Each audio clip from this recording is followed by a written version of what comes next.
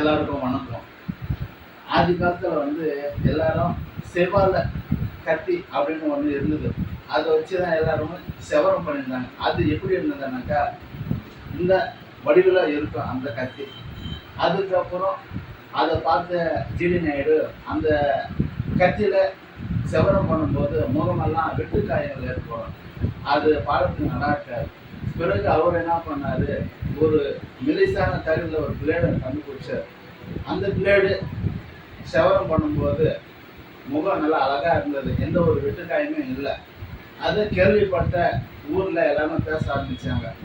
ஒரு அமெரிக்கா நிறுவனம் அதை அந்த செய்முறையை $1,00,000 அவங்க கேட்டாங்க. அது அவர் கொடுக்கல.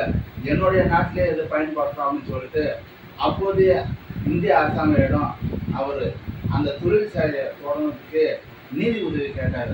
ஆனால் அவங்க கொடுக்க மாட்டுட்டாங்க. என்ன பண்ணுறது என்னன்னு தெரியாமல் அவர் வறுமையில் இருந்தபோது அது அந்த அமெரிக்காவுக்கு இலவசமாக கொடுத்துட்டாரு.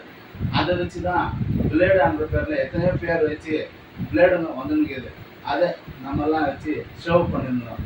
அப்புறமா ஜில்லட் அப்படின்னு சொல்லிட்டு ஒன்று ஆரம்பித்தாங்க. அது நாமளே வீட்டில் 3 தடவை, அதாவது வாரத்தில் 3 நாள் வச்சு ஷேவ் பண்ணுற மாதிரி வந்தது.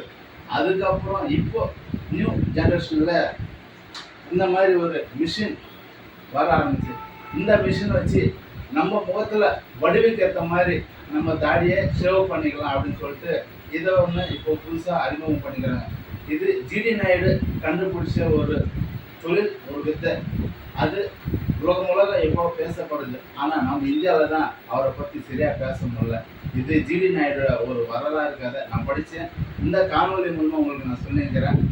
ஆமாம் அப்படின்னாக்கா, உண்மை அப்படின்னாக்கா நீங்கள் எனக்கு ஒரு லைக் கொடுங்க. இல்லைனாக்கா சாரி அப்படின்னு சொல்லிட்டு கட் பண்ணிடுங்க.